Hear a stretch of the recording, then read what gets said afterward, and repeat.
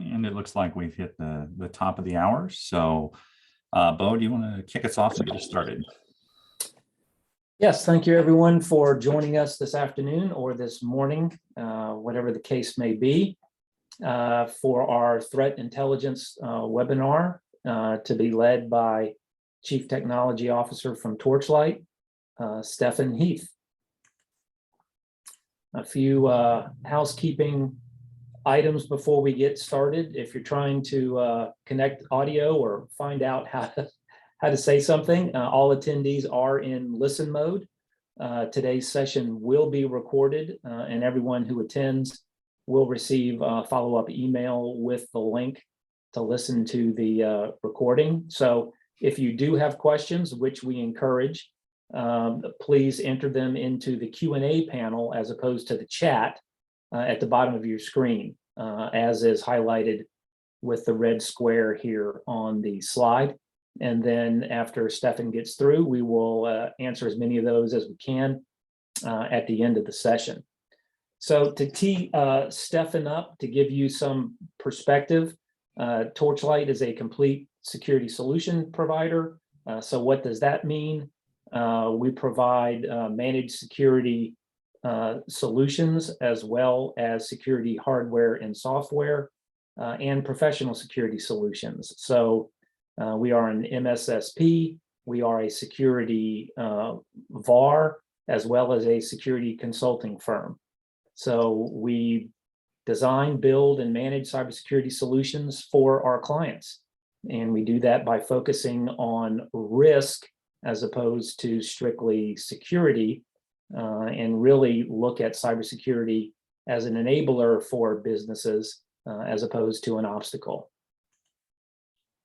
So that is the spin up of TorchLight. Now a little bit more about Stephen. So obviously a very experienced speaker and cybersecurity practitioner, a well-respected security evangelist in the market.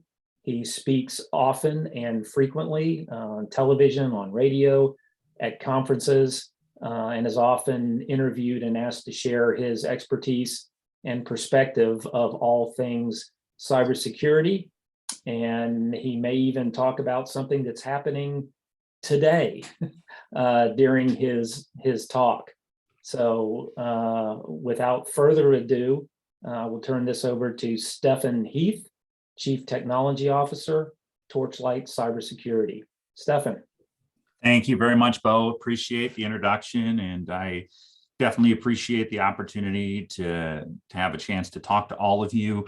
I love talking all things cybersecurity, so it's fantastic to get the opportunity to be in front of you and to share a little bit of those, a little bit of that passion, a little bit of that stories with you guys of what we've got going on. So today we're talking about threat intelligence. What is it?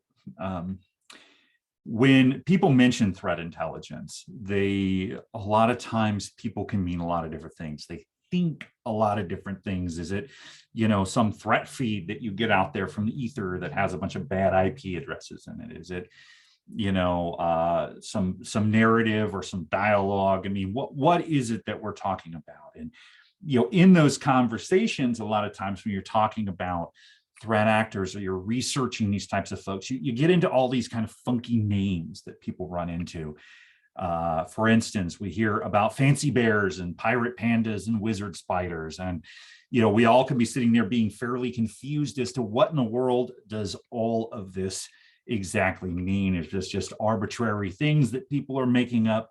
What exactly are they talking about? And really, why does it even matter? So I'll let you in on a little secret when it comes to how these naming conventions work and what, why people choose these names. Well, it's actually fairly simple. All of that is, it really just boils down to CrowdStrike. Came up with a naming convention to try and make things make sense. And so when people are talking about bears, your fancy bears, your cozy bears, your venomous bears, these kind of things, they're really talking about actors coming out of the Russian Federation. So really, they're those type of folks who are doing things from that part of the world. Likewise, you hear about pandas. It's folks pointing back to China and that sort of thing of where they're at. As a matter of fact, they even have come up with a whole list of how they're naming threat actors. If it's a bear, it's from Russia. Kittens are from Iran. A Kolima from North Korea. Leopards from Pakistan, and so on and so forth. So we have a whole list of these different names associated with these threat actors, and they get tossed around a lot because they're cute, they're interesting, they make it easier to reference it. But let's face it, this is just really only one naming convention for things. Microsoft has their own naming convention. They name things after elements. So you'll see things called zinc, or you'll see things called iridium, or whatever else like that sort of thing. And Mandiant out there, they name things APT 28, 29, 38, so on and so forth. They just have a numbering scheme that goes along with the advanced persistent threats that they're tracking. So as we look at these, I want to break a couple of these ones down, ones that you probably have heard of at some point, just to give you an idea of these are the different threat adversaries out there. And as we talk about them, and as we think about them and understand them more, we'll start to understand that it builds a bigger picture of threat intelligence, and understanding these different threat actors, what they're doing and why, actually brings a lot of context to how you are securing yourself and what actions you're going to want to take on your side as you're looking at things. So without further ado, the one that I think we've probably heard about the most is a group called Fancy Bear.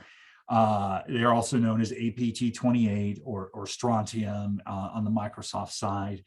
They've been certain affiliations. There was a group called Sandworm that was sort of spun off as part of this particular one.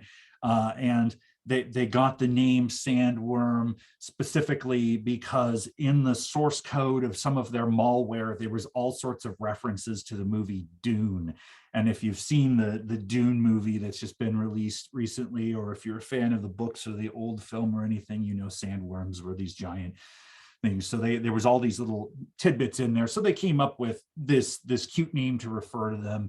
They're also affiliated with Cozy Bear, which is another more political bent Russian Federation group that's out there. So largely when we're looking at this particular group, their motivations are very political. They're more on a geopolitical scale of where they're doing things. Their greatest hits, so to speak. They were the group behind hacking John Podesta's email right before the Democratic National Convention in 2016, and releasing all of the emails and a lot of the controversy there. They were also the group that really did in what a lot of people consider to be one of the really first true cyber war type attacks of taking down the Ukrainian power grid as part of some operations revolving around Russia and the Russian Federation and their conflict with Ukraine. They also did a retaliatory attack on the International Olympic Committee after the doping scandal that took place in 2018, and the Olympic Committee banned the Russian Federation from participating directly. That's why in the more recent Olympics, you saw a group with the ROC, or Russian Olympic Committee. They were not officially representing the country of Russia due to that scandal. There was a retaliatory attack against the IOC. So in other words, this is a group that's very politically bent. They're doing things at the behest of potentially affiliated with the Russian government, doing these types of things. So you see kind of groups like this. Now, if we're going to shift a little bit over, here's another group that you probably heard of. This is a group called Stardust Colossus. And for the record, a Kolima is in Korean mythology was a flying horse that was so fast that you couldn't mount it or you couldn't do anything on it. This group is also known as APT38. Microsoft calls them Zinc. They were also known as the Lazarus Group, or the Guardians of Peace is what they called themselves. Their motivation, again, a little bit more on the financial side, a little political.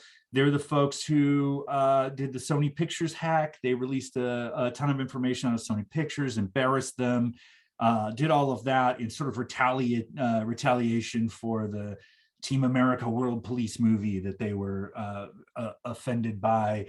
And you'll see that there's also a lot of more financial type activity that they've done, some extortion, some intellectual property kind of things that they might have been associated with that are out there.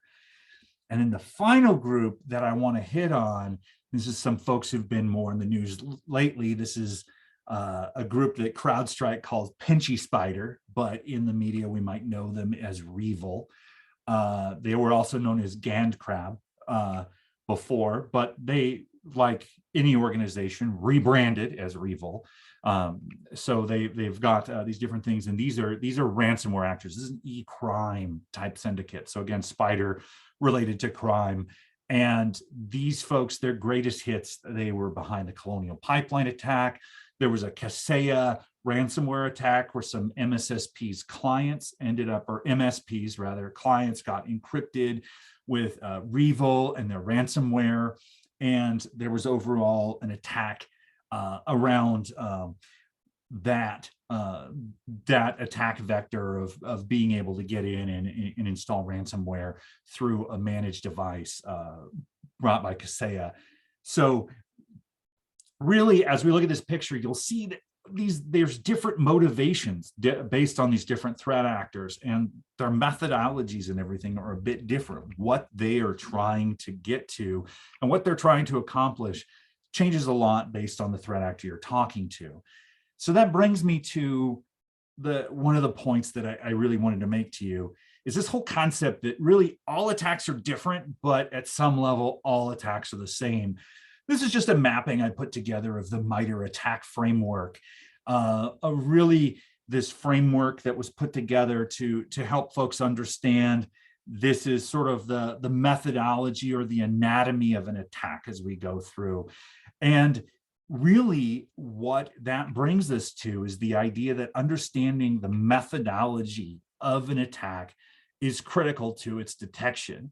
You know, back in time, if you rewind the clock to 2007 or earlier, everything was about signature-based detection. It was really boiling down to, do I have a hash that I can ban from my network? Do I have an indicator of compromise or a bad IP that I can block? These types of things. You really weren't focused as much on the methodology of the bad actors and how they go about doing their business.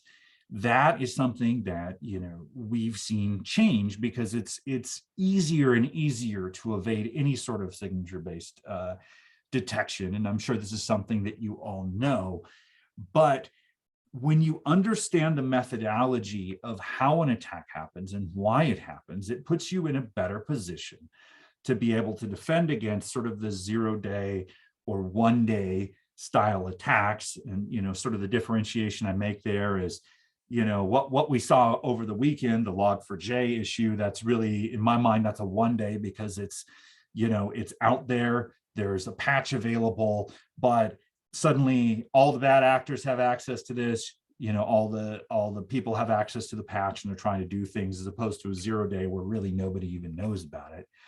But in those 1-day, 0-day scenarios, before you're able to fix everything, you're looking for behaviors, you're looking for those types of things because you really don't have that indicator of compromise right out of the gate. So understanding the methodology, understanding the playbook, so to speak, of the bad actors is going to put you in a much better position as far as being able to detect, being able to respond. A good example, you know, SolarWinds, they were detected within this thing they were trying to get additional, the SolarWinds hack, the group Nibelium, who was behind that one. Somebody was trying to add another user. They were trying to manipulate sort of things around credential access in there. Ended up getting detected just due to that process. It was behavior that was detected. It wasn't overall any particular indicator of compromise that was out there. So as we take a look at this and we think about methodologies and threat actors and everything, let's go back to our initial question that we had at the very beginning of this whole conversation. threat intelligence.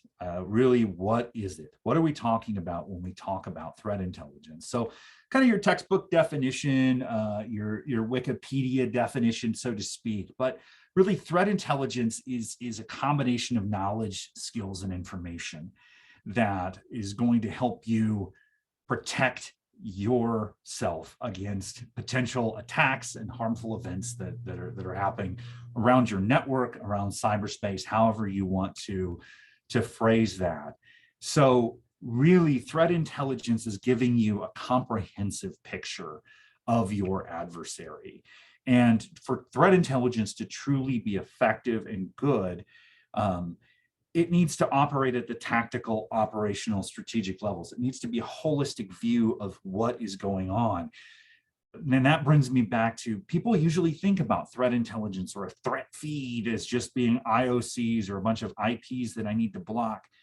That's the very basic. Yes, that's part of threat intelligence, but that's not the inclusive part of the entire thing. It's about context. It's about understanding the techniques and strategies used by the threat actors, what tools that they're using, what their motivations are, and using that to help guide your overall cybersecurity strategy, your risk strategy, how you're going to protect yourself, your assets, your network. So if you think about it, if you're in a vertical, so if you're in a vertical like financial or healthcare, am I going to be as worried about Fancy Bear or something like that of what they're doing? Well, their motivation's political, their techniques are very state actor based. That's probably not where we're going to be looking at. So if you want, I'm going to walk you through just sort of an example of like how you could apply threat intelligence and putting that together into a good cybersecurity strategy of what you want to do. So let's just take, for example, a healthcare provider. So if you're thinking about it, you're going to be worried about spiders. You're worried about those e-crime syndicates. You're not worried as much about, political state actors doing these types of things. Who's it most likely that's going to hit you? It's going to be the e-crime syndicates. It's going to be the ransomware folks. So from a tactical level, that threat intelligence helps guide. You want to make sure that your threat intel feeds are very strong on ransomware information and IOCs. You want to make sure that any data you're bringing into your SIM is going to be including that. You're going to want to make sure that your SOC understands ransomware behavior, that you've set up detection patterns, and that you've worked through things to understand that if a bunch of files are getting encrypted or a bunch of files suddenly are changing all around your network, are we keyed in on an operational level to have that generate some sort of alert? Are we going to be investigating that? Do we know what to do if we do detect that? Have we put that together? And even on a strategic level, when building budgets for cybersecurity and what you're doing, if you know your industry is one that's highly at risk to something like ransomware, this is going to be something where you might want to make investments in disaster recovery. You're going to make better investments there because you want to be able to recover from a particular cybersecurity incident that comes up. If ransomware gets through, we want to have isolated backups. We want to have compartmentalized them in such a way that we can still get to those backups, we can still recover, we can get things back, and not have the bad actors encrypt what we have out there and take it away from us. So that's just one example. And not all, even within the healthcare space. Let's say you're doing research or pharma or something like that. You might be worried about folks in the Panda space or the Kalima space that are out trying to steal intellectual property. And so you might be really focusing some of your investments around DLP and preventing access to these things. And while ransomware and all of these threats are still threats, understanding what are the threats that mean the most to me and understanding how they operate, what they entail, what are some of the tools and techniques, all of that can really help guide your cybersecurity strategy and make it something that's better for you to do. So just to summarize that, you really need to understand that good threat intelligence isn't just a feed for your SIM. It isn't just for the SOC. It's something that really should guide your strategy overall. It's something to really put together to help you understand and provide context. It is all about the business. It's something that that I'm always saying.